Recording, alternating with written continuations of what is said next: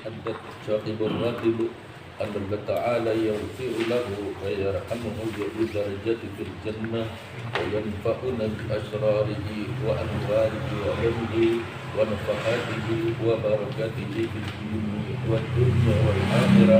الفاتحة. أعوذ بالله من الشيطان الرجيم. بسم الله الرحمن الرحيم. الحمد لله رب العالمين الرحمن الرحيم مالك يوم الدين.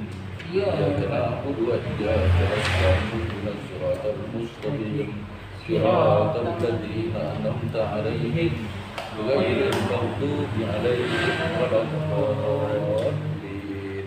آمين. Amin ya rabbal alamin. Ya, halaman 26 kita lihat dulu. Wa fi qaulihi ta'ala thumma kana aqibatal ladzina asa'u su'a an kadzabu ayatillah wa kanu biha yastahzi'un. Ar-Rum ayat 10. Ma yadullu ala dzalika fata'ammaluhu wa khudh nafsaka bi imtithali awamirillahi ta'ala wajtina bi maharimihi wa in waqata fi shay'in minha fatub ilallahi ta'ala minhu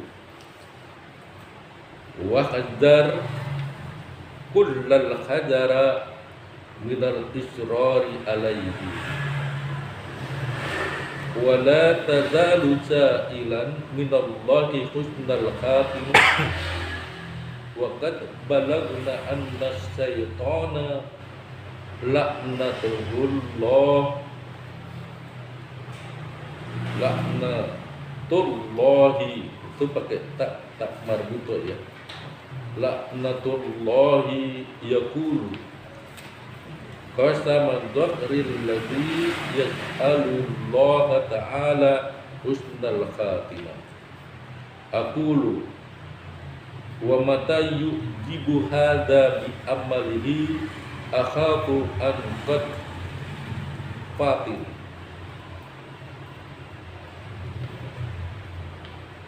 Angkat Fatih. Dan alhamdulillah kita sudah di halaman 26 kalau di sini. Kalau di kitab yang kuning halaman 4 baru sedikit ya.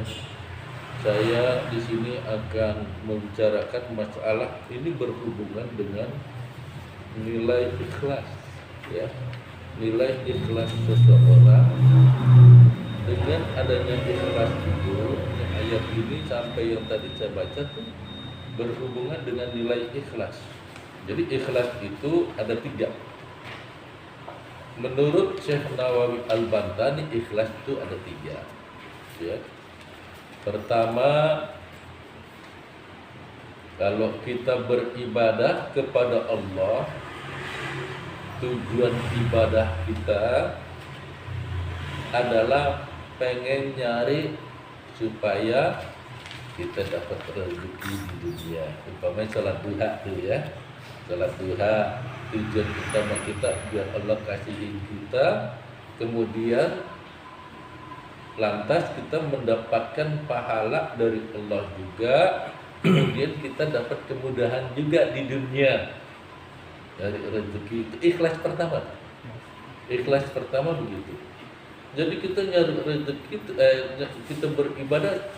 Contoh yang mutlak itu sholat duha. Kenapa kamu sholat duha? Niatannya apa? Sholat duha. Niatannya pertama ya biar dapat rezeki yang banyak, gitu.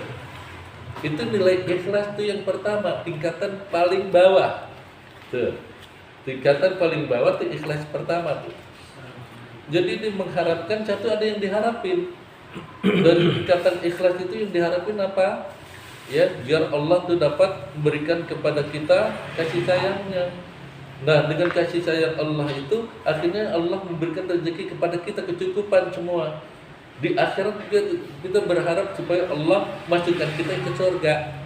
Itu tingkatan pertama begitu kata Syekh Nawawi.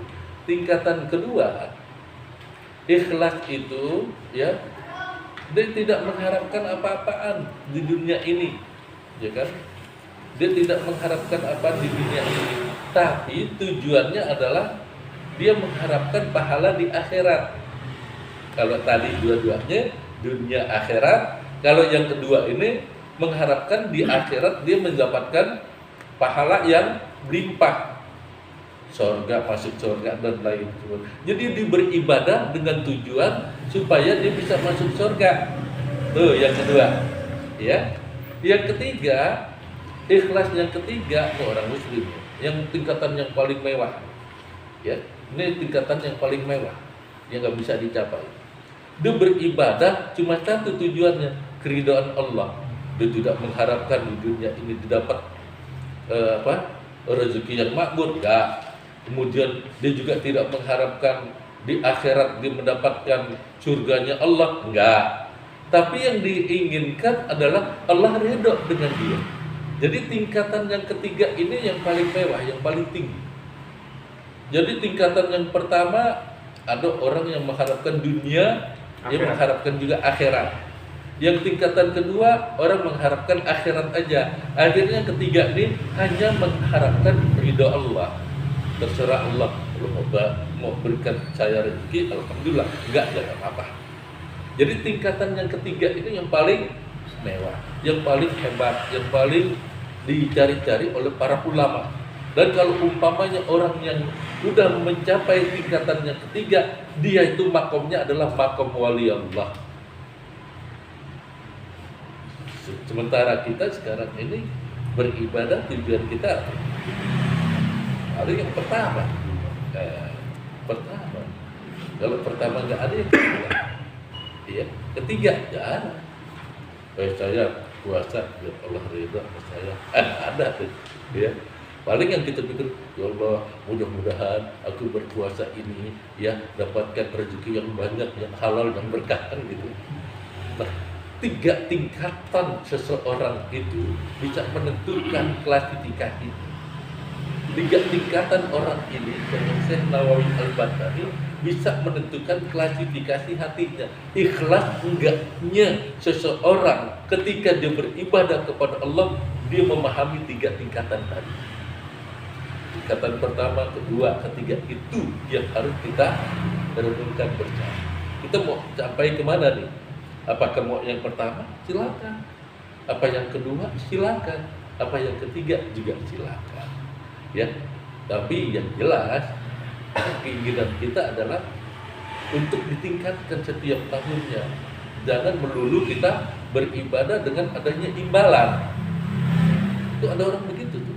Dia beribadah dengan adanya imbalan. Akhirnya apa? Suatu ketika ya ada orang, ya Allah, aku kan masuk surga ini karena amalku. Nah, akhirnya Allah bilang, kalau kau masuk surga karena amalmu, baik, sekarang aku hitung nikmat mata. Ketika dihitung nikmat mata, ya malaikat jebloskan dia ke neraka. Karena apa? Dengan sedikit saja dia beribadah, dengan nikmat mata yang Allah berikan, itu jauh lebih banyak nikmat mata dibandingkan dengan amal dia. Itu ngaku lemah aja dah sama Allah, ya. Karena apa, kita kan paling lemah. Jangan jadi Fir'aun, kan gitu lagi tenar tuh Fir'aun sekarang ya. Nama-nama Fir'aun lagi disebut-sebut ya. Kalau Fir'aun namanya lagi disebut-sebut, Masya Allah. Kalau nggak bangkit, keterlaluan tuh Fir'aun. Ya, Fir'aun kalau nggak bangkit disebut-sebut namanya keterlaluan juga tuh Fir'aun. Lah dia ngaku Tuhan yang paling tinggi, ya kan? Ana rabbukumul a'la, sayalah Tuhan yang paling tinggi. Itu Fir'aun. Nggak ada makhluk, setan aja gemes ngeliat Fir'aun. Benar. Setan suatu saat Fir'aun ngomong, ana rabbukumul a'la, saya inilah Tuhan kamu yang paling tinggi. Gemes bukan main. Gemesnya kenapa? Ya, ini lebih dari gue ya. Ternyata Fir'aun itu lebih dari setan. Kalau setan nggak berani ngomong ana rabbukumul a'la, karena dia berinteraksi kepada para malaikat pertama. Sebelum dia jatuh tercungkur sujud kepada Nabi Allah Adam nggak mau, akhirnya Allah keluarkan dari surga. Ketika Allah keluarkan dari surga dan dicoret namanya dari lapisan malaikat mukarramun, langsung ya balas dendamnya setan ada. Tapi dia tahu Allah itu maha tinggi, makanya dia nggak berani ngomong ana rabbukumul a'la. Cuma Fir'aun doang yang berani ngomong begitu. Makanya kalau sekarang ada orang yang sombong kayak Fir'aun, melebihi sifat setan, ya kan? Setan tuh sombong karena apa? Suruh sujud doang dia nggak mau, ya kan? Makanya sekarang kalau kita punya rezeki sedikit, jangan kita sombong. Kita punya amal sedikit, jangan sombong. Kita punya suara yang indah, jangan sombong. Kita punya sesuatu yang lebih dari diri kita, jangan sombong. Karena apa? Contoh perdebatan antara iblis dan Fir'aun, gitu aja lah. Kita ingetin tuh perdebatan iblis dengan Fir'aun. Iblis ya kata, ya Fir'aun jangan ngomong begitu ya. Ntar kalau kamu dimatiin, aku nggak ada lagi teman di dunia ini. Ya. Teman saya tuh di dunia ini sekarang nih kamu doang, bisa nyesatin semua orang. Udah cukup segitu, nggak. Aku pengen lebih tinggi lagi. Maka dinaik di atas piramida, dikatakan ana rabbukumul a'la. Sayalah Tuhan kamu yang paling tinggi. Tuh di dalam Al-Quran ada cerita gitu. Hebat Fir'aun ya, bisa melebihi setan iblis. Kalau ada di sini yang melebihi setan iblis, ya temannya Fir'aun gitu ya. Jangan begitu dah ya. Serem. Baik, kita lanjutkan. Wa fi qaulihi ta'ala,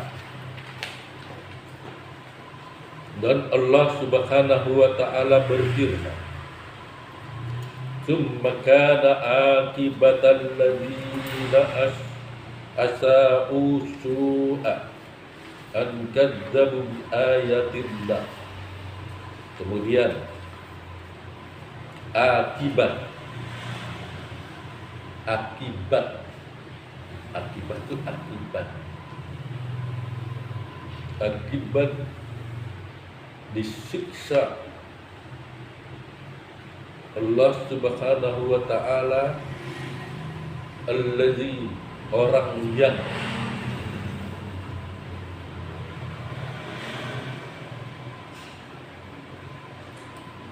asa'u su'a, yang mengerjakan amal-amal su'ah, buruk.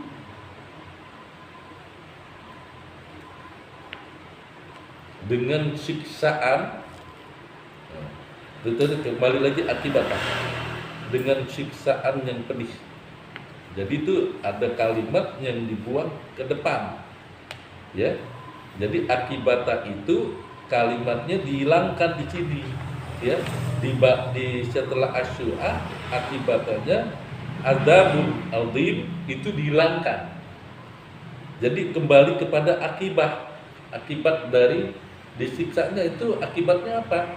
Ya, adzabun syadid, dengan siksaan yang pedih. Itu ada kalimat yang dibuang. Namanya dalam bahasa Arab itu israf. Nah, israf itu adalah kalimat yang dibuang. Wah, kalau belajar begitu, belajar apa? Nah, bahasa Arab maksudnya, kenapa kok bacanya begini, diterjemahkan begini? Itu israf. Nah, israf itu sesuatu hal yang satu kalimat dibuang. Tapi ulama tahu ya dia buang.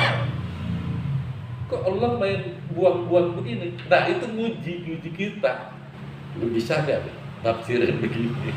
Pas sudah ditafsirin para ulama, nah baru kita. Tuh hebatnya. Ini kitab suci kita adalah kitab misteri.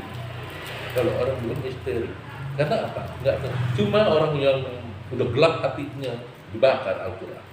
Yang Palu Dantu di Swedia, ya, itu gelap hatinya. Dan gelap hatinya apa? Dulu benci banget. Teman Fir'aun juga sama. Teman Fir'aun juga. Nah, kalau umpamanya dibilang begitu, kenapa saya ngomong seperti itu? Karena apa? Karena orang yang benci kepada Al-Quran cuma satu, ya, di dunia ini yang paling benci, ya, teman-temannya Abu Jahal. Itu paling benci. Kalau udah mendengar syair dengar ayat Al-Quran dibacakan, dia ngamuk. Tuh, Abu Jahal. Maka kalau orang yang benci begitu, di zaman Nabi juga udah ada, gitu ya. Maka tuh Abu Jahal di zaman modern gitu. Oh, siapa dia? Temennya Abu Jahal, gitu aja. Ya, kita udah tahu temennya Abu Jahal. Waktu Nabi hidup saja, untuk Abu Jahal, masya Allah, itu langsung ya, Nabi itu ditimpukin ketika membaca ayat ini. Apalagi sekarang Nabinya nggak ada. Nah, kita yang dijaga, ya. Kalau gimana orang yang melecehkan, membakar Al-Quran, biarkan saja, ya. Karena Al-Quran ini adalah milik Allah. Kayak Abu Thalib, bapaknya Nabi. Aku pengen ngambil ternak ini karena ternak itu milik aku. Tapi aku tidak akan menjaga ini, Ka'bah Baitullah, karena Ka'bah Baitullah adalah milik Allah. Biarkan dia menjaga. Akhirnya turunlah burung ababil. Dan belum banyak. Malaikat Allah itu banyak, ya. 90% itu malaikat, ya. Yang 10%, 9%-nya setan, jin, gitu. Nah, 1%-nya manusia, banyakkan mana? Cuma kita nggak tahu karena kesombongan kita. Dikira kita paling banyak, enggak. Kita tuh sedikit. 90% makhluk Allah itu terdiri dari malaikat.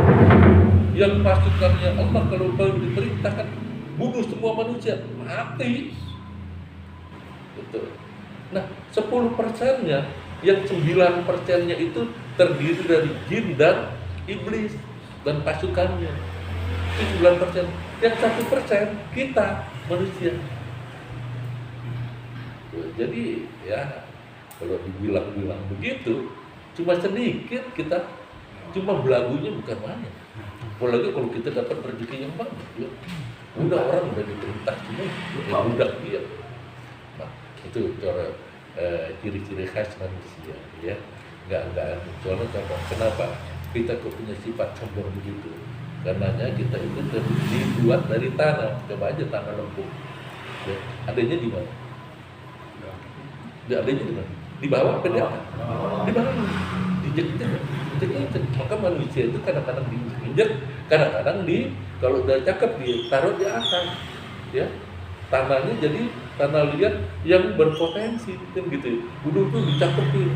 Wah, ada yang bisa disembah tuh, jadi patung, ya. Ada yang bisa dibuat hiasan, ditempel-tempel. Tapi yang di bawah tetap diinjek-injek. Ada yang diangkat, ditaruh di sana, tuh manusia lagi diangkat, ya. Ntar kalau udah kelamaan, bulukan, diturunin lagi, jatuh, berat, harus pecah. Itu manusia, ya. Itu salah satu contohnya begitu. Maka kita jangan sombong, gitu ya. Kita jangan sombong. Kalau sombong udah iblis aja bisa diturunin. Iblis yang udah kenal surga dikeluarin karena sombong, dikeluarin dari surga. Lah kita belum pernah ke surga, kita sombong gimana ngerasain? Nggak dikasih masuk, dulu, sombong lo, kan gitu ya. Repot kan begitu, kan begitu. Kan kita salah satunya. Itu Nabi Allah ada, iblis sombong dikeluarin dari surga. Kita belum masuk surga, udah sombong kan begitu. Ya, jangan deh. Ya sekarang ini kita punya rezeki sedikit, ya udah kita jangan ngomong gue dong ini. Nah jangan gitu, ya. Kalau udah ngomong gitu rekor itu, ya. Baik, kita lanjutin. An kadzabu bi ayatillah, dan juga kadzabu, ya, mendustakan ayat-ayat Allah. Kenapa kok disiksa? Karena mendustakan ayat-ayat Allah. Wa kanu biha yastahzi'un. Dan mereka itu kerjanya adalah yastahzi'un, memperolok-olok agama Allah. Jadi mereka siapa tuh? Siapa tanya mereka siapa? Mereka apa? Mereka yang disiksa karena karena dia melakukan perbuatan su'a, buruk. Gitu ya. Mereka adalah orang yang mengerjakan pekerjaan yang buruk, perbuatan yang buruk, apa?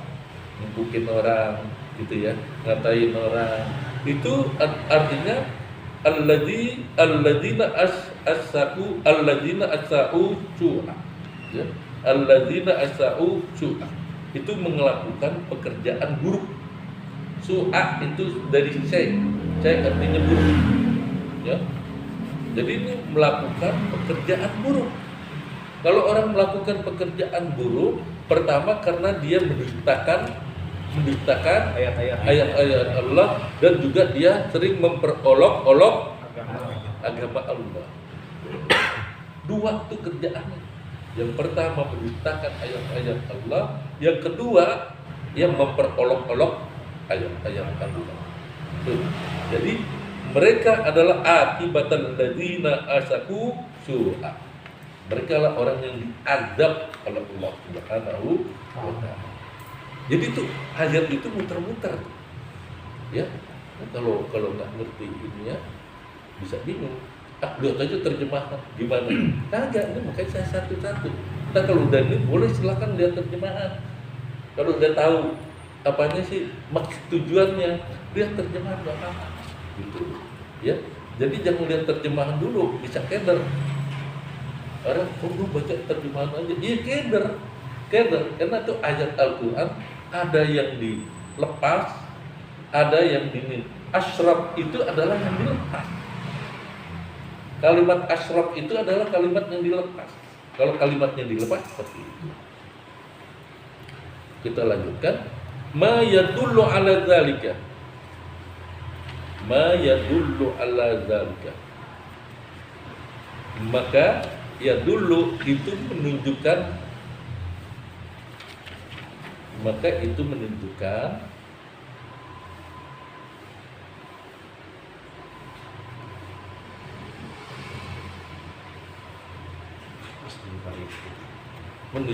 atas yang demikian itu, ya, atas yang demikian itu fata'ammaluhu.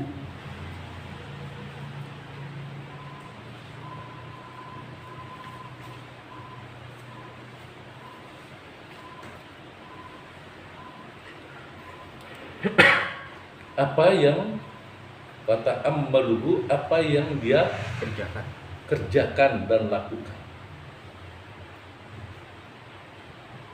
Jadi ayat yang ini summa kana akibatal ladzina asaku su'a adalah suatu perbuatan yang menunjukkan atas perbuatan tersebut, gitu.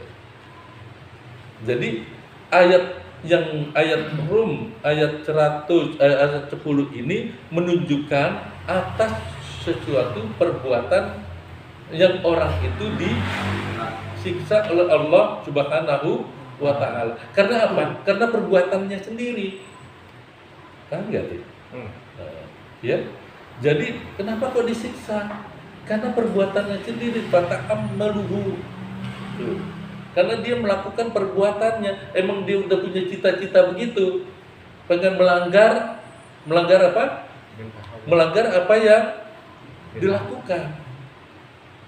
Jadi kenapa orang ini diazab? Sebabnya adalah karena banyak pelanggaran yang dilakukan. Pelanggarannya antara lain apa? Mendustakan ayat-ayat Allah dan memperolok ayat-ayat Allah. Yang pertama adalah kadzabu ayatillah, yaitu mendustakan ayat-ayat Allah, dan juga yastahzi'una, dan mereka selalu memperolok-olok ayat-ayat Allah. Jadi itu fata'ammaluhu, emang kerjaan dia gitu. Memang perbuatan dia begitu. Ini menunjukkan karena karakter orang ini adalah senang untuk melakukan pekerjaan yang buruk tadi, gitu. Ya, kan ya. Karena dia melakukan pekerjaan yang buruk tadi, akibatnya Allah pun akibah, yaitu disiksa. Tuh. Jadi ayat ini walaupun sedikit penjelasannya panjang. Ya. Wa khudh nafsaka, oleh karena itu, khudh, ambillah nafsaka untuk diri kamu biimtitsali awamirillahi ta'ala, dengan melaksanakan perintah Allah Subhanahu wa ta'ala. Biimtitsali awamirillah, dengan melaksanakan perintah Allah Subhanahu wa ta'ala.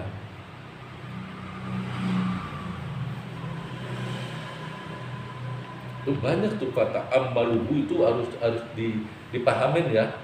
Itu kalimat fata ammaluhu harus dipahamin ya.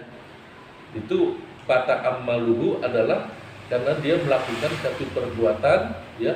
Perbuatan itulah yang menyebabkan orang itu disiksa oleh Allah Subhanahu wa ta'ala karena perbuatannya tadi gitu. Karena perbuatannya tadi yaitu pertama adalah mendustakan ayat-ayat Allah. Yang kedua adalah memperolok-olok agama Allah. Jadi dipahami ya setiap kalimat ini, karena apa? Ini lagi kita pemahaman tentang kitab. Jadi kalau pemahaman tentang kitab, kita harus hati-hati memahaminya. Jangan sampai keliru. Sebab banyak orang-orang yang keliru memahami satu leterak ayat, akhirnya dia tersesat sedikit. Nah itu banyak tuh di golongan-golongan orang-orang tasawuf itu memahaminya tuh agak double. Ya, saya sering juga orang memahami tentang makna yang tersembunyi dalam satu kitab, ternyata bukan begitu maksud kitabnya. Nah ini sering terjadi.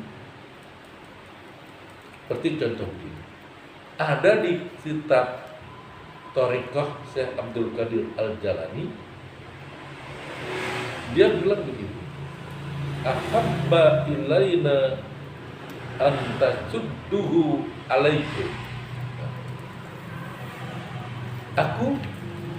Aku sangat suka, aku sangat cinta orang yang mendatangi rumahku dan sujud di dalam rumahku. Syekh Abdul Qadir Al-Jalani. Kalau dipahami secara logis, apaan rumah Syekh Abdul Qadir Al-Jalani udah gak ada? Di mana nyarinya? Wah, Syekh Abdul Qadir Al-Jalani gimana pikiran? Nah, kalau orang nggak ngerti kalimat-kalimat begitu, itu akan dipahami sesuatu yang lain. Tapi maksudnya apa? Aku sangat rindu kepada orang yang sujudnya di rumahku. Itu bukan dipahami rumah al-bait, tapi dipahami rumah tersebut adalah al-masjid. Karena Syekh Abdul Qadir Al-Jalani selalu dia memberikan respon positif kepada masyarakat supaya masyarakat itu senantiasa sholatnya di masjid. Kenapa begitu? Karena menurut mazhab yang dianut oleh dianut oleh Syekh Abdul Qadir Al-Jalani ini, sholat berjamaah itu wajib. Ya, karena Syekh Abdul Qadir Al-Jalani ini bermazhab Imam Maliki, bukan Syafi'i. Harus tahu ya. Jadi karena dia bermazhab Imam Maliki, dalam mazhab Imam Maliki itu sholat di masjid itu adalah wajib bagi seorang laki-laki. Sementara mazhab Imam Syafi'i itu sunnah, sholat berjamaah di masjid. Nah, antara respon positifnya adalah ternyata semua para wali yang ada di seluruh dunia itu tidak bermazhab Imam Syafi'i saja, tapi juga bermazhab imam-imam yang lain. Nah, seperti Daruqutni itu dia bermazhab Imam Hanafi. Imam Daruqutni itu bermazhab Imam Hanafi. Nah, seperti Syekh Abdul Qadir Al-Jilani, bukan Imam Syafi'i ini bermadzhab, tapi bermadzhabnya adalah Imam Malik. Kita harus tahu. Ya, jadi yang 4 mazhab ini yang otentik, dekat dengan zaman Nabi ada, dinamakan 4 mazhab ini adalah ulama salafus soleh yang sampai saat sekarang ini catatannya masih tetap ada dan lestari. Jadi kalau ada orang yang tidak bermazhab, saya bingung lah. Bingungnya kenapa? Lah, kalau tidak bermazhab, dia sholatnya begini, Allahu Akbar. Dia sholatnya begini, Allahu Akbar. Dari mana dia tahu? Dari hadis Nabi. Tidak, hadis Nabi itu global. Pasti ada contohnya. Siapa yang contohin? Imam mazhab. Nah, kalau imam mazhab yang contohin, masa dia nggak mau bermazhab? Kalau dia nggak bermazhab, gimana contohnya? Ya kan? Itu dari imam mazhab, Imam Abu Hanifah. Contoh Imam Abu Hanifah. Imam Abu Hanifah setelah Allahu Akbar, lepas tangannya. Nah, makanya sekarang mazhab Imam Abu Hanifah setelah Allahu Akbar lepas tangannya. Imam Malik, Imam Syafi'i, Imam Ahmad bin Hanbal itu tidak lepas tapi bersedekap. Tapi bersedekapnya beda-beda. Gitu. Kalau Imam Syafi'i Allahu Akbar, itu Imam Maliki Allahu Akbar, Imam Ahmad bin Hanbal Allahu Akbar, atas ke atasan sedikit. Jadi yang mana kita pakai? Semuanya benar, karena mereka adalah orang yang dekat dengan zaman Nabi. Namanya salafus saleh. Jadi tidak pernah ada dalam lingkungan sekarang ini orang mengatakan bahwa dia tidak bermazhab. Itu bohong. Sebab setiap orang pasti akan niru apa yang dilakukan oleh para imam-imam mazhab tadi. Gitu. Paham ya? Paham ya? Jangan sok-sokan. Udah langsung aja udah ambil dari hadis. Silakan aja dari Al-Qur'an aja kita ngambil begini. Saya cuil aja. Penjelasannya panjang. Bagaimana dengan hadis-hadis Nabi yang lain? Lebih baik kita ngikutin saja yang ulama sudah tetapkan. Ya, baik, lanjut kita. Biimtitali awamirillah ta'ala, dengan melaksanakan apa? Awamiril apa? Perintah. Itu dari awamiri itu jamak dari amar. Nah, perintah. Dari perintah Allah Ta'ala. Wajatina bi maharimihi, dan menjauhi maharimihi, sesuatu yang diharamkan. Sesuatu yang diharamkan apa? Banyak, minuman keras. Kalau sesuatu yang diharamkan itu istilahnya ya, kalau umpamanya diharamkan, kalau ibadah kan semampu kita. Kita nggak bisa 100%, 90%. Kalau nggak bisa 90%, 70%. Kalau nggak bisa 70%, 50%. Kalau nggak bisa 50%, 30%. Kalau nggak bisa 30%, 20%. Gitu. Kalau nggak bisa juga 10%. Cuma kedip-kedip mata doang juga nggak apa-apa dah. Ya, itu 10%. Kalau udah sakaratul maut, ya kan? Udah sakaratul maut, kalau kita berada di rumah sakit umpamanya, otak kita masih segar, ingatan kita masih kuat, telaah kita masih ingat, maka itu kewajiban masih ada. Nah, bagaimana tata cara? Umpamanya orang udah penuh dengan apa tuh? Udah penuh dengan kabel, ya, segala macam. Kemudian ini, kita kewajibannya ada. Kewajibannya apa? Pas udah juhur belum? Kan kita tanya, udah juhur, baik.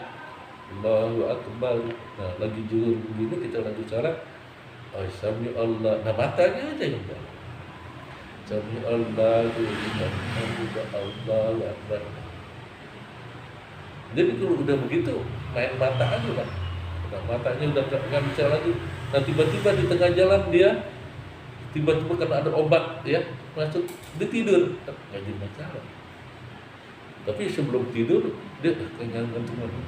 Assalamualaikum warahmatullahi wabarakatuh. Yang penting sudah dilaksanakan sholat. Itu kalau dari dalam keadaan darurat. Tapi kalau tidak darurat jangan di main mata semua. Kata bini, ngapain lu main mata? Repot lagi.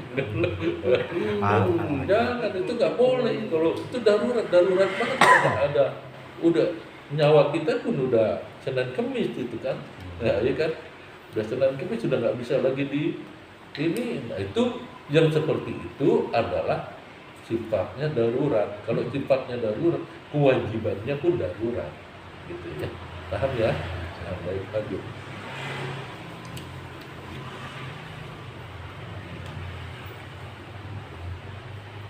Wa in waqa'ta fi shay'in minha, dan jika nih seandainya waqa'ta, engkau jatuh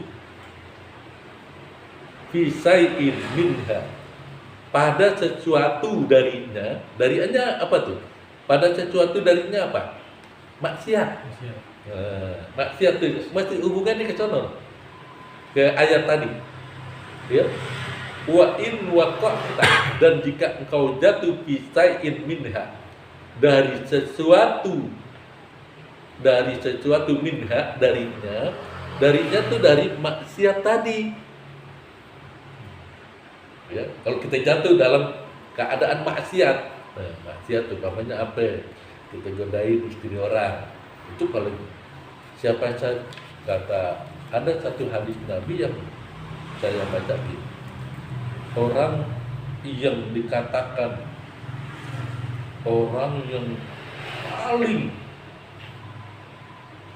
sesuatu yang paling orang ini dikatakan sebagai orang yang paling edan lah gitu ya, yang dosanya lebih tinggi dari yang lain.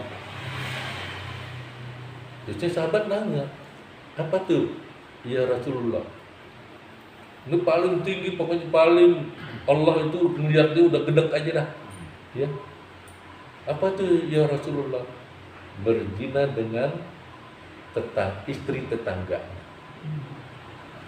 Jadi pasti berat. Ini Jakarta ya, Jakarta itu berhadapan ya. Cakep tuh, nah, enggak dicuri gitu. Ya. Akhirnya lompat pagar. Pas dilompat pagar, dan mau juga. Nah kalau orang bertetangga ini berbuat mesum kepada tetangganya, maka itu Allah tidak akan melihat orang tersebut. Karena apa? Dianggap orang ini sudah tidak layak lagi dia sebagai umat Nabi Muhammad. Kenapa? Tidak menghormati hak tetangga. Bukan hanya gangguin tetangga, tapi sudah benar-benar di luar yang Allah tidak inginkan. Maka orang yang seperti ini dosa besar banget. Ya jangan ya, masih muda-muda. Saya lihat masih muda-muda. Ya, kalau orang yang masih muda-muda ya levelnya masya Allah masih galak. Ya, apalagi yang belum ya masih galak ya. Masih galak banget dah. Kalau masih galak repot lah. Ya, jadi gitu ya. Maka kalau orang yang melakukan maksiat seperti itu, patub ilallah ta'ala, maka dia harus bertobat kepada Allah Subhanahu wa ta'ala. Tuh, satu lagi tuh kita selesaiin tuh kalimatnya. Satu-satu aja. Terus yang kedua, nih ya. Wa qajar kulla qadarin minal israri alaihi. Nah kita diperingatannya sama Habib Abdullah, wah hadar, hati-hatilah, kullal qadari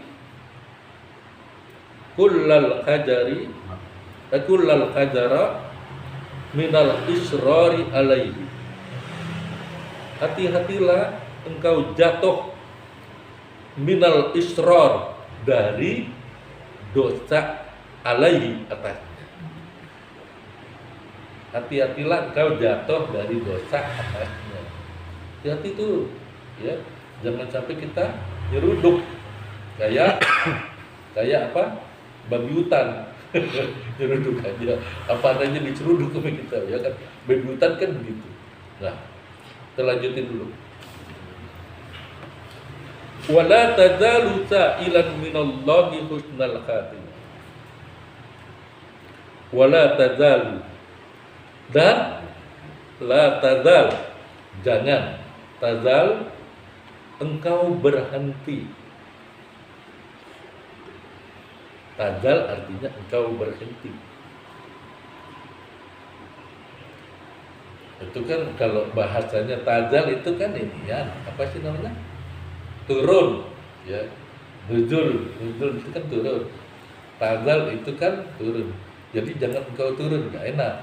Jangan engkau berhenti. Kalau dalam bahasa Arab itu stopping, ya. Mauqif itu apa? Stop. Jadi kalau umpamanya wala tazal itu mauqif. Mauqif apa? Bahasa Arab sekarang. Mauqif. Mauqifun itu artinya apa? Stop. Wala tazalu, jangan engkau berhenti, ya. Jalan terus. Apa yang mesti dijalanin? Sa'ilan, berdoa, memohon. Ya kan? Sa'ilan itu artinya apa? Memohon atau berdoa. Ya Allah. Kita mesti berdoa. Minallahi ta'ala, dari Allah Subhanahu wa ta'ala, husnal khatimah. Husnul khatimah. Nah, tuh salah satu itu begitu tuh. Habib Abdullah Alawi Al-Khaddad mengajari kita. Kita nggak boleh berhenti untuk tidak berdoa, harus berdoa. Doanya itu supaya kita husnul khatimah. Contohnya yang diciptakan sama beliau juga. Ya Allah biha, ya Allah biha, ya Allah bi husnul khatimah. Itu doa dia. Kenapa? Dia lagi bikin begini, tiba-tiba ada apa? Ada ilham masuk ke dia. Tuh Habib Abdullah akhirnya pas dibaca begini, wala tazalu sa'ilan minallahi husnul khatimah, langsung dia tulis ya Allah biha, ya Allah biha, ya Allah bi husnul khatimah. Makanya ini ada referensinya ke Ratib Al-Haddad. Tuh, kalau Anda mempelajari ini, berarti sama juga Anda lagi mengulas Ratib Al-Haddad di sini. Kenapa kok ada ya Allah biha, ya Allah biha, ya Allah bi husnul khatimah? Nah itu wala tazalu sa'ilan minallahi husnul khatimah. Jangan berhenti kau untuk senantiasa berdoa untuk supaya husnul khatimah. Wa qad balagna, telah sampai kepada kami. Waqad telah balagna, sampai kepada kami. Ya, kami itu siapa? Salafus saleh. Habib Abdullah dari gurunya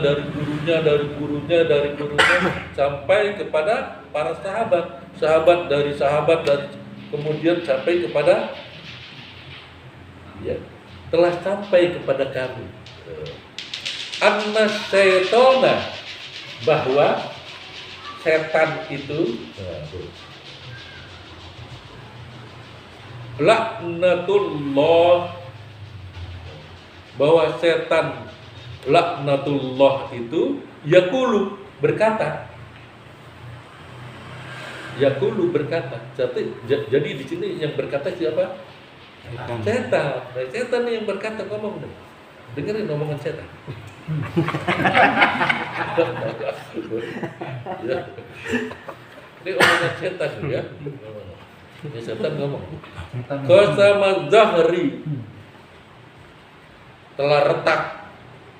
Qasama zahri, telah retak. Apa yang retak? Zahri, tulang punggungku. Oh, telah retak tulang punggungku. Ya, kata setan. Allazi, orang yang Allah Ta'ala, memohon kepada Allah Subhanahu wa Ta'ala husnul khatimah. Husnul khatimah. Nah, tuh. Di sini ya. Udah begini gimana nih? Itu kenapa kok dikatakan demikian? Sebabnya itu Habib Abdullah itu dapatnya dari mana? Wakat balagna, dari telah sampai kepada kami. Kami itu terdiri dari guru-guru beliau. Nah, guru-guru beliau itu salafus saleh semua. Setelah salafus saleh itu ada, kemudian pernah suatu ketika didengarkan banyak pada saat itu, ya kan? Umpama sahabat Nabi masih hidup, ya kan? Yang nggak ditulis di Bukhari Muslim, tapi sampai kepada guru-guru dari mazhab dari Habib Abdullah. Ketika sampai dari Habib Abdullah tersebut, apa yang terjadi? Dia bilang katanya ada, ya, itu perkataan dari setan, telah retak tulang punggungku. Kalau umpamanya ada orang yang senantiasa berdoa, ya Allah biha, ya Allah biha, ya Allah bi husnil khatimah, retak itu tulang punggung setan. Itu kenapa dia ada ya Allah biha, itu pun ya, itu pun kalimat ya Allah biha, ya Allah biha, ya Allah bi husnil khatimah itu dari mana? Dari para ulama-ulama yang guru-guru Habib Abdullah ini. Jadi bukan dari beliau aja, tapi dari para salafus saleh dulu dari zaman tabi'in itu. Nah, zaman tabi'in itu kan artinya dari zaman Hasan Al-Basri, kemudian Imam Abu Hanifah, Imam Malik bin Anas Al-Asbahi, kemudian Imam Syafi'i, kemudian Imam Ahmad bin Hambali. Itu kan salafus saleh semua. Jadi dari guru-guru itu sampai kepada salafus saleh. Nah, kalimat itu yang selalu didengar sama Habib Abdullah bin Alwi Al-Haddad, dan pada saat ini saya ceritakan kisahnya. Jadi kalimat ya Allah biha, ya Allah biha, ya Allah bihujjal khatimah itu akan membuat setan itu retak tulang punggungnya. Maka kita banyak-banyak tuh baca di malam Jumat, biar tulang punggung setan ada retak semua. Kalau nggak begitu, tulang punggungnya nggak pada retak. Nah, nggak retaknya kenapa? Buktinya kitanya tuh ya, kitanya kecapean mulu, kalah sama setan. Kita gelisah. Kalau lagi malam Jumat itu kita zikir, bukan kitanya kalah, ya. Bukan setan yang kalah, tapi kitanya yang kalah. Udah kitanya yang retak malah. Gitu ya. Iya. Karena kita terlalu banyak di expose diri kita. Nah, itu salah satunya begitu, ya. Aku kemudian aku berkata. Siapa nih yang berkata? Aku berkata. Siapa nih? Siapa yang aku ini? Habib Abdullah. Aku berkata, wa mata yu'jibu hadza bi amalihi. Kapankah yu'jibu orang yang ujub? Ujub apa tuh? Riya. Orang yang ujub dan suka mamer. Namanya riya. Ya. Kapankah orang yang riya tersebut ujub, orang yang ujub, hadza bi amalihi, mengamalkan amalan ini, maksudnya gitu ya. Yang Allah ya Allah biha, ya Allah biha, ya Allah biha nilha tiba. Kapankah orang yang riya itu mengamalkan amalan ini? Kapan? Akhafu an qad fatin. Tapi aku takut, kata Habib Abdullah. An qad fatin, dia telah pinter. Dalam bahasa Indonesia apa? Dalam bahasa Indonesia apa? Tapi aku takut dia telah pinter. Jadi gimana? Oh, udah banyak pinternya dia jangan banyak tinggal gitu ya. Ya, lari nggak ngerti ya. Nah, Habib Abdullah juga zamannya ada orang yang begitu. Ya. Di zaman Habib Abdullah tuh ada orang begitu. Dikasih tahu ngeyel gitu. Nah, tapi aku takut kata Habib Abdullah, ya. Orang aku takut angkat fakir dia, mereka itu daripada pinter gitu. Jadi ini adanya di kitab beliau doang, nggak disebarkan. Kenapa? Takut karena aku kasih tahu begini dia ngeyel gitu. Apa sih kan gitu. Ya kan ngeyel. Nah, orang zaman dulu pun ada yang ngeyel begitu, yang membuat Habib Abdullah nah gitu. Ya.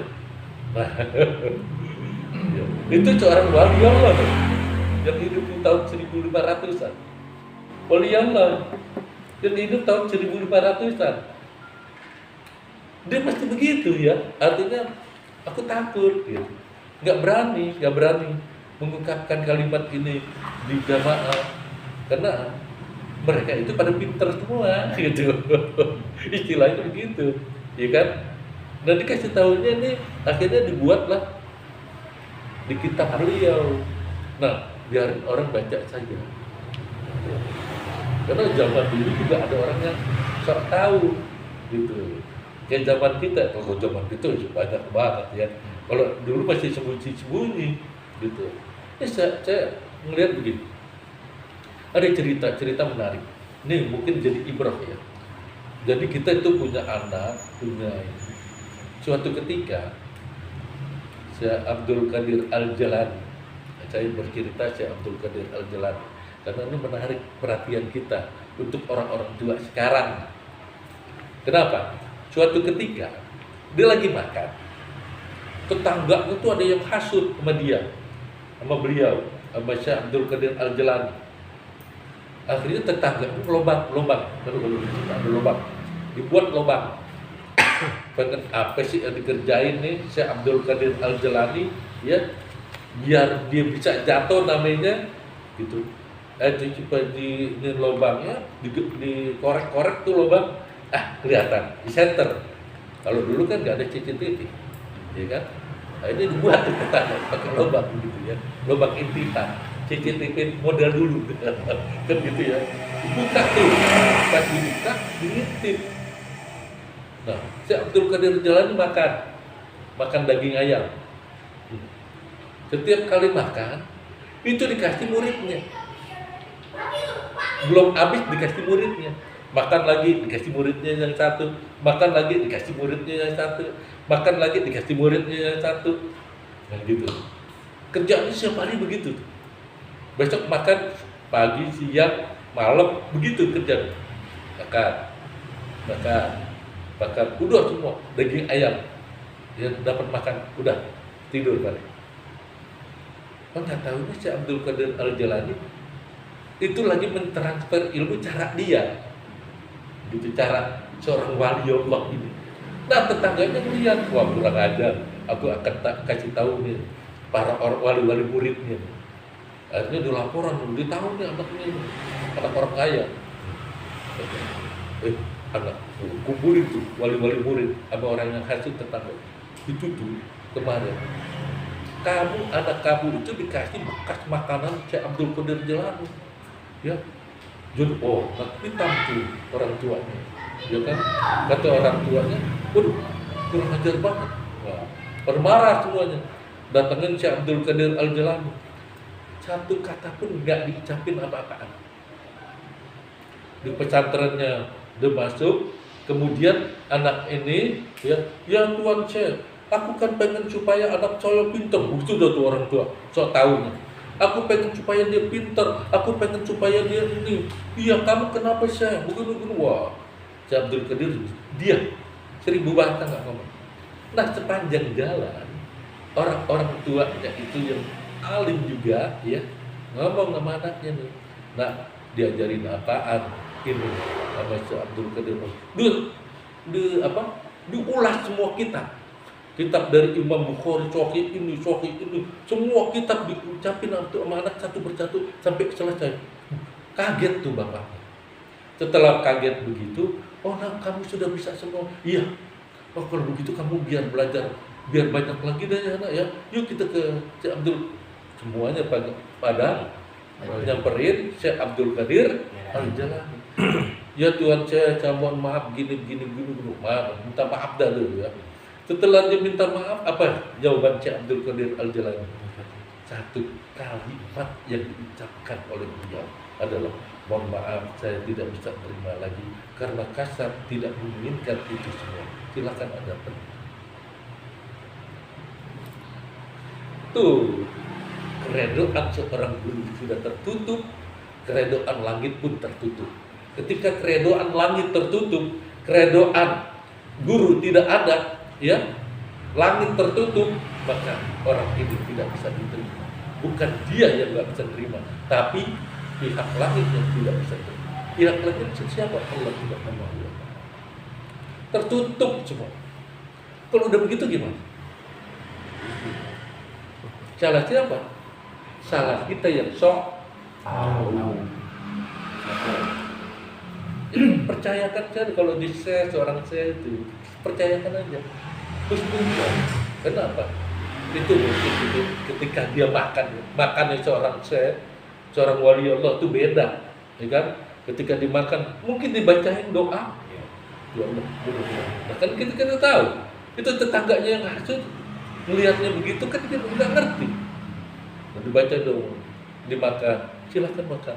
Bekas air liurnya saja, bekas air liur seorang yang soleh itu bisa membuat orang cerdas, kan begitu. Nah, contohnya apa? Nabi, ketika Nabi itu pengen seorang Abu Hurairah. Abu Hurairah itu adalah orang yang tidak hafal Al-Quran. Dia bingung, ya Rasulullah, saya ini tidak hafal Al-Quran. Saya pengen supaya apa yang menjadi ini engkau sabdakan itu nempel di hatiku. Baik, sekarang ambil air. Terusnya diludahin sama Rasulullah, disuruh minum. Pas diminum sama dia, apa yang Rasulullah katakan itu diingat sepanjang hidup. Al-Quran yang 30 juz hafal di luar padahal padahal dia nggak mampu untuk menghafal. Itulah salah satu konsep bahwa seorang yang alim di ilmu itu adalah orang yang selalu dekat kepada Allah, dan kita bisa memahami itu sebagai satu konsep bahwa inilah ilmu laduni yang lagi kita pelajari. Itu ya, bisa dipahami itu. Baik, itu saja. Silakan ada yang mau bertanya sebelum saya tutup. Assalamualaikum warahmatullahi wabarakatuh. Pak Ustadz, saya mau bertanya tadi apa yang dikatakan Pak Ustadz mengenai perkataan daripada Syekh Abdul Qadir Jailani yang telah memberikan ayam kepada murid-muridnya. Tapi sebelumnya saya minta maaf, saya pernah mendengar orang menceritakan kepada saya ada seorang anak murid yang nggak bisa apa-apa, yang nggak tahu apa-apa tentang pelajaran apa, dia nggak tahu gitu. Apakah seorang waliullah bisa seperti anak murid? Seorang waliullah apa bisa? Jadi seorang anak murid bisa menjadi seorang waliullah, seorang anak murid akan menjadi seorang waliullah, ya kan? Tapi apakah waliullah ini bisa menjadi kembali kepada seperti anak murid?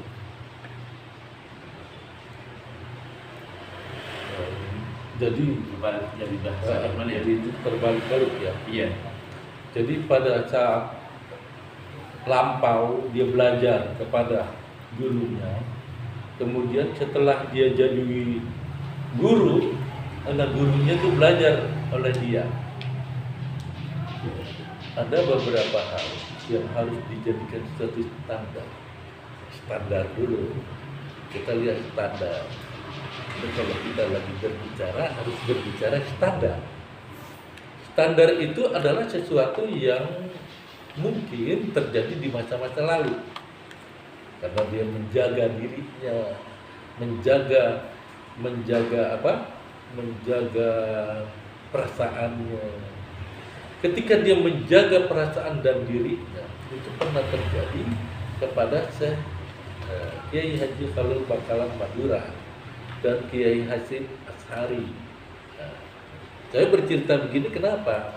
Karena dua orang ini adalah guru dan murid, ya, guru dan murid. Ketika Syekh Khalil Bangkalan Madura mendengar muridnya Kiai Haji Hasyim Asy'ari membuka pesantren di Jombang, ya, Jombang. Ketika dia membuka pesantren tersebut, ya, di Tebu Ireng, kemudian ketika membukanya ini Kiai Khalil Bangkalan Madura langsung, ya, duduk di tempatnya. Pas dia duduk, kemudian gurunya itu, muridnya ini lagi menyampaikan hadis Rasulullah. Nah, ketika menyampaikan begini, dia lagi begini, dilihat ada gurunya di belakang. Akhirnya gurunya itu disuruh ke kamar khusus untuk para pasantren. Dengar, dia tetap berbaur kepada muridnya.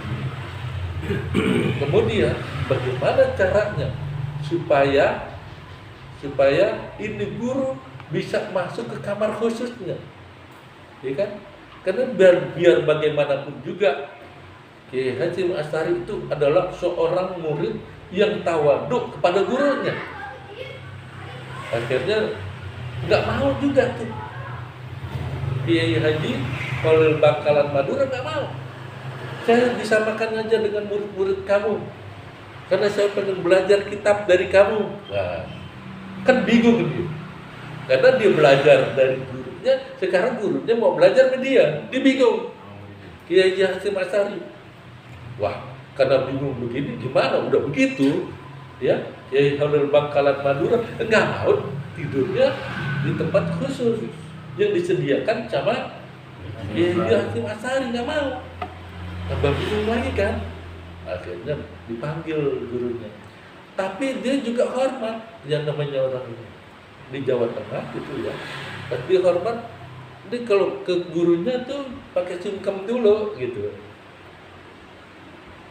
Maksudnya gurunya ketika Kiai Hasyim Asy'ari itu ada di bawah, dia ada di atas, dia duduk lagi di bawah. Kiai Khalil Bangkalan Madura duduk di bawah, sama-sama ngomong. Pas gini, ya Tuan Guru di atas, enggak, baiklah.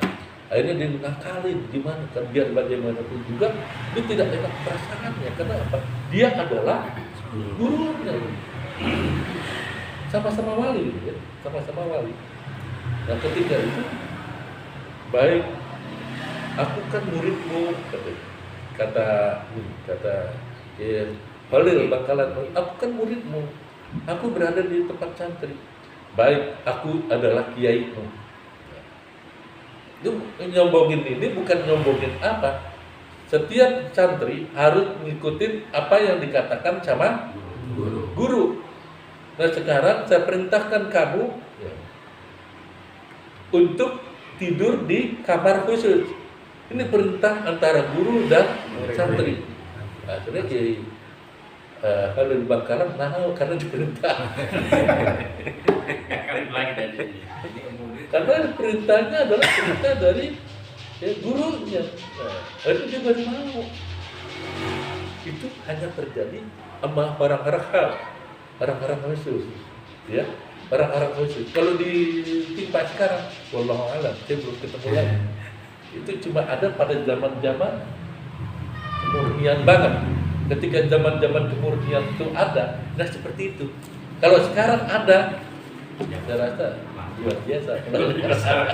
Ya, kalau zaman dulu itu ada seperti itu. Tapi kalau zaman sekarang, wallahu a'lam.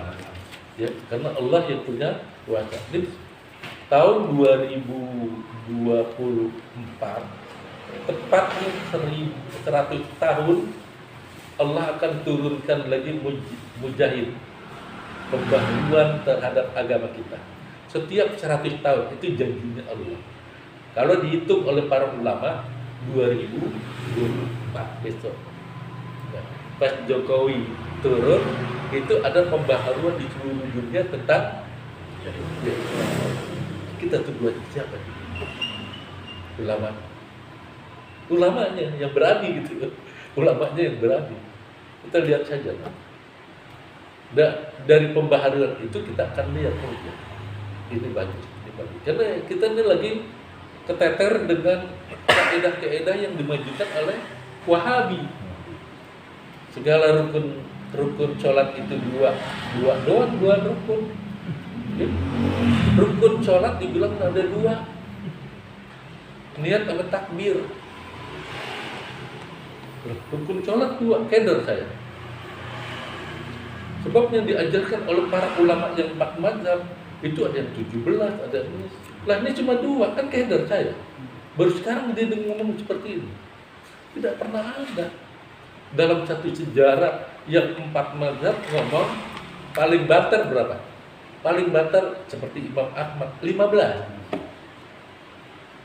Ya. Nah kalau 2 keder saya. Belum pernah ada. Ya, cuma dia doang yang punya. Gitu ya. Baik itu. Ada lagi silakan. Menurut gue, menyangkut masalah tadi pertanyaan Bang Fajar. Jadi aku muliakan guruku, utamakan guruku ketimbang orang tua, walaupun keutamaan dan kemuliaan itu saya dapat dari orang tua. Itu maksudnya seperti apa sih Pak? Ya gini, orang tua kita ada berapa? 3. Ada 3. Gitu. Orang tua itu ada 3. Ya. Orang tua kandung, orang tua yang nikahi kita, guru kita. Itu orang tua. Orang tua kandung kita, orang tua yang nikahin kita siapa ya? Mertua. Orang tua kamu jangan bilang pendek-pendek, jangan gitu. Ada orang tuanya dibilang pendek-pendek, Boleh tuh. ini keder saya nih orang. Itu tahun 84 deh, Pak. Tahun 84. Itu mertua kita juga orang tua kita. Kenapa? Kita sudah menikahi putrinya. Kita hormatin dua-duanya. Dia sakit sama dengan kondisi orang tua kita. Yang ketiga guru. Nah itu adalah orang tua kita juga. Kenapa? Dari kejahiliaan kita tidak tahu tentang yang mana yang haram, yang mana yang halal, dikasih tahu ini nggak boleh, ini nggak boleh. Kita ikutin. Itu 3 ini yang harus kita jadikan pegangan. Udah itu dulu. Maksudnya gitu. Ya. Kemuliaan guru karena apa? Kita tahu jalan agama itu bagaimana karena dari guru, bukan dari kita punya insting, bukan. Apa kita tikus nyari lubang sendiri? Nggak bisa. Kita dikasih tahu, caranya begini, caranya begini. Tukang bangunan aja ada caranya, belajar harus jadi bangunan. Kalau kita belajar sendiri bangunan, ya kayak menara Pisa, miring. Ya kan? Betul kan? Nah itu salah satunya. Perlu guru untuk menata diri kita. Perlu guru agama untuk memperbaiki akhlak kita. Gitu. Ya paham ya? Oke. Ada lagi? Silakan. Satu lagi Pak Ye, terkait kasus Syekh Abdul Qadir Jilani dengan wali santri. Wali santri. Ya, Wali santri yang menginginkan agar anaknya tersebut belajar lagi dengan Syekh Abdul Qadir Jilani, namun Syekh Abdul Qadir Jilani menolak. Yang tadinya santri tersebut tidak tahu dengan metode yang diberikan Syekh Abdul Qadir, cara mentransfer ilmu di zaman tersebut adalah seperti itu. Apakah ilmunya yang ada di santri tersebut hilang dengan kemurkaan sang guru atau masih tetap berada? Kita mempercayai tentang barokah. Ya. Setiap orang pasti mempercayai tentang barokah. Barokah itu adalah sesuatu yang nempel di ilmu. Ada ilmu yang barokah, kita amalkan, itu barokah. Ada ilmu sedikit kita amalkan, itu barokah. Ada ilmu yang kita tata, ya, walaupun ditulis seperti itu barokah kalau kita amalkan. Ilmu banyak, kitab banyak, bertumpuk-tumpuk, guru banyak, tetapi tidak pernah kita amalkan. Bahkan ya, salah satunya kita tidak ngeh rukun sholat bagaimana, kita nggak tahu. Nah, berarti banyaknya guru yang kita lakukan, keberkahannya nggak ada. Jadi barokah itu perlu. Nah, tadi ilmunya hilang nggak? Saya bilang ilmu tidak hilang, tapi barokahnya yang hilang. Sesuatu yang bersifat barokah itu adalah milik kita. Milik, gimana ya kalau umpamanya kita lagi sesuatu yang kepepet, kemudian kita pakai ilmu-ilmu kita yang diajarkan guru, kemudian kita berdoa, kemudian dikabulkan Allah, itu kan barokah. Itu salah satunya. Dan kebanyakan orang tidak mengerti tentang al-barokah itu. Barokah itu adalah sesuatu yang kecil yang kita miliki tapi bermanfaat besar. Gitu. Kita punya duit 500 kecil, 500.000 kecil tuh. Ya. Tapi manfaatnya besar. Bisa bertahun-tahun umpamanya.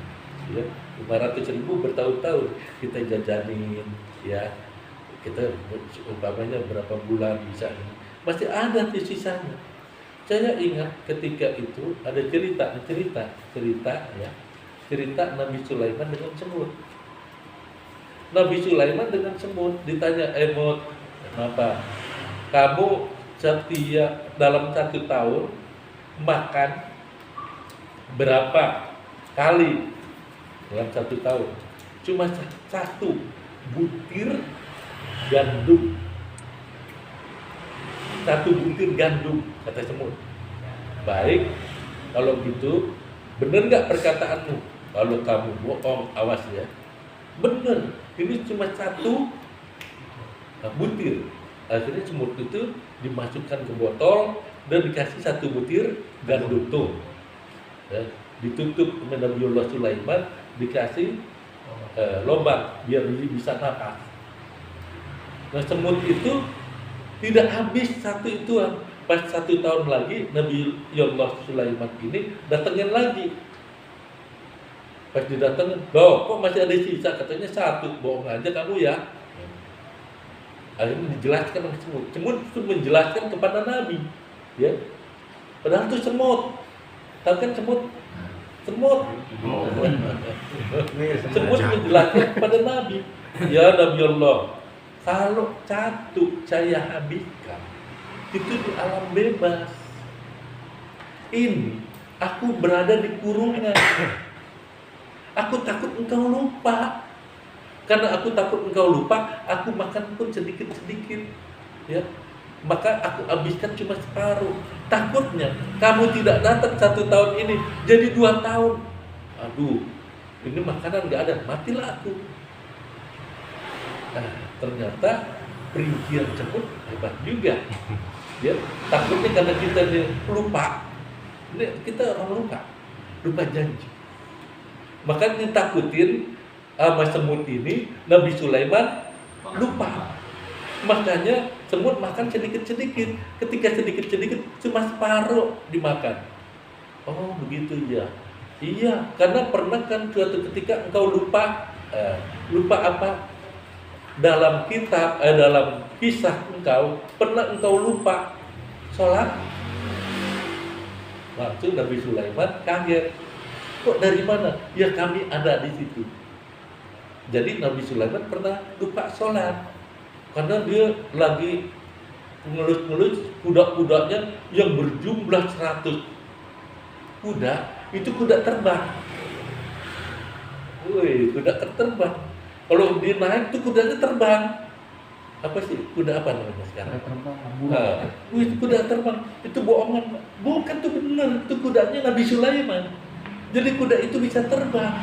Pas terbang naik ke atas itu ada sayapnya, dia langsung bisa ini. Nah Nabi Sulaiman lagi mulus tuh. Nah karena dilupa 100 ekor kuda langsung dipotong oleh Nabi Allah Sulaiman. Pas dipotong ya dagingnya dibagi-bagi. Itu pernah terjadi. Jadi pertama pernah terjadi di zaman Nabi Sulaiman, kudanya itu bisa terbang. Yang kedua di zaman Nabi Sulaiman juga, Nabi Sulaiman pernah diperingati sama semut. Gitu. Kamu tuh takut lupa ya Nabi, makanya aku separuh makannya. Kalau semuanya sementara lubang ditutup, gimana aku makan? Kalau kemarin aku satu, itu aku tahu. Kalau habis, aku cari lagi.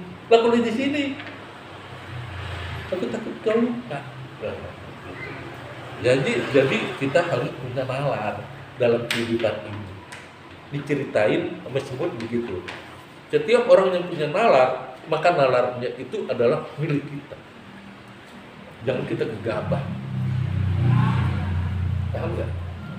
Jadi kita pikir dulu, nih resikonya apa, ininya apa, ini. Jangan, oh iya, setan dari. Mumpung dilihat duitnya nominal gitu.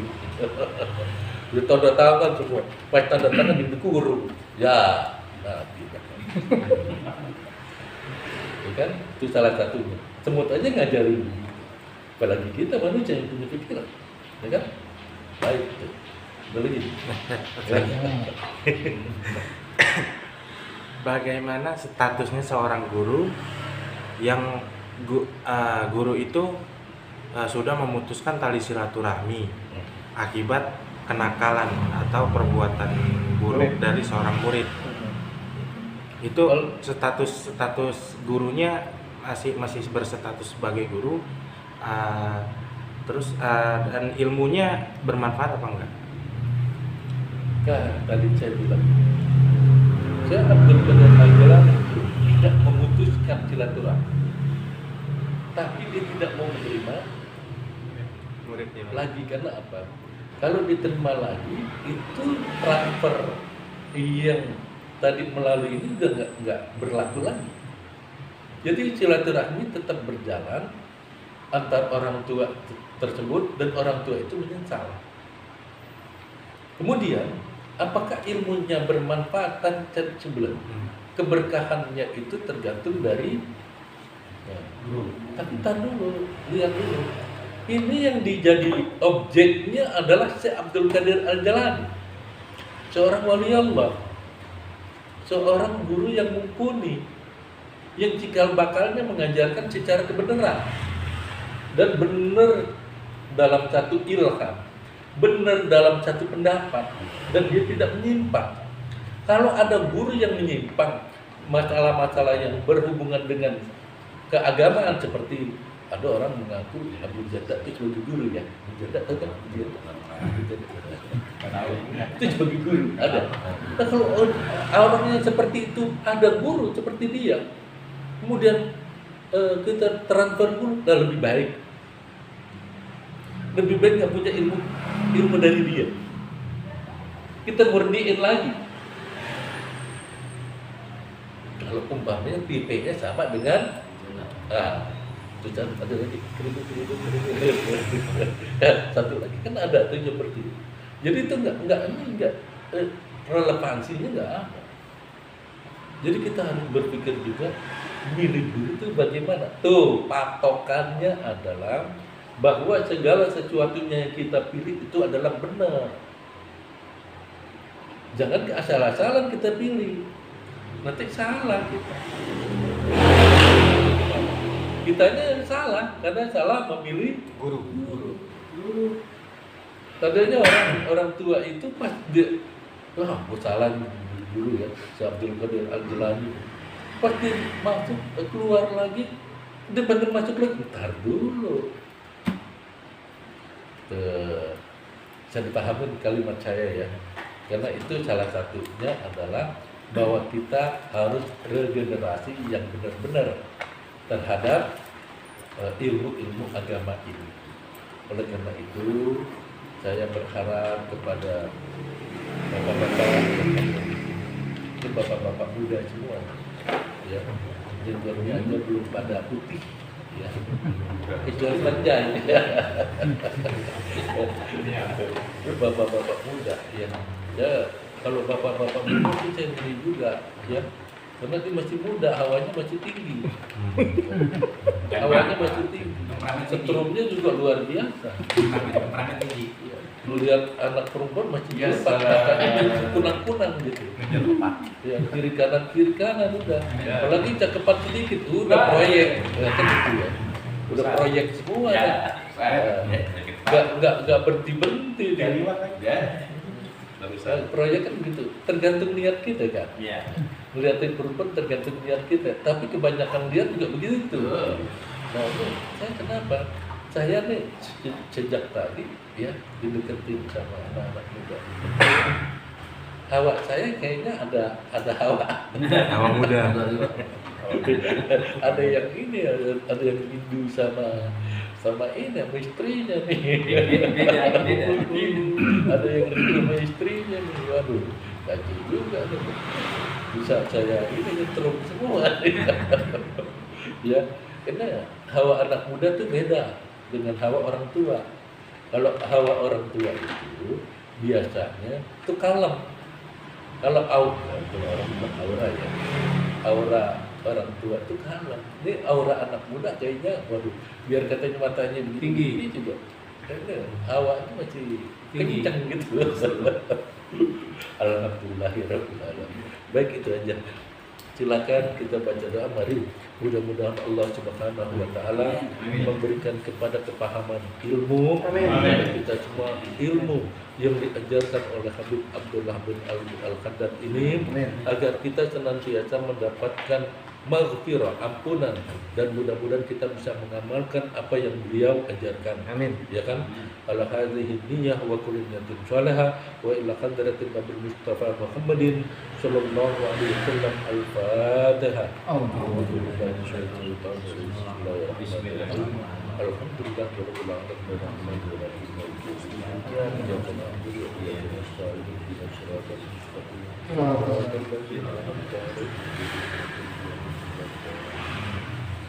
Ya Rabbana tarafna li'annana tarafna wa annana asrafna ala Allah asrafna fa'adul alayna tawbah tagsil kulla hawbah wastur lana al-awrati wa aminir rawati واغفر لوالدينا ربي ومولدينا والآل والإخوان وسائر الخلان وكل ذي محبة أو جيرة أو صحبة والمسلمين أجمع آمين ربي أسمع فضلا وجودا منا لا باكتساب منا بالمصطفى الرسول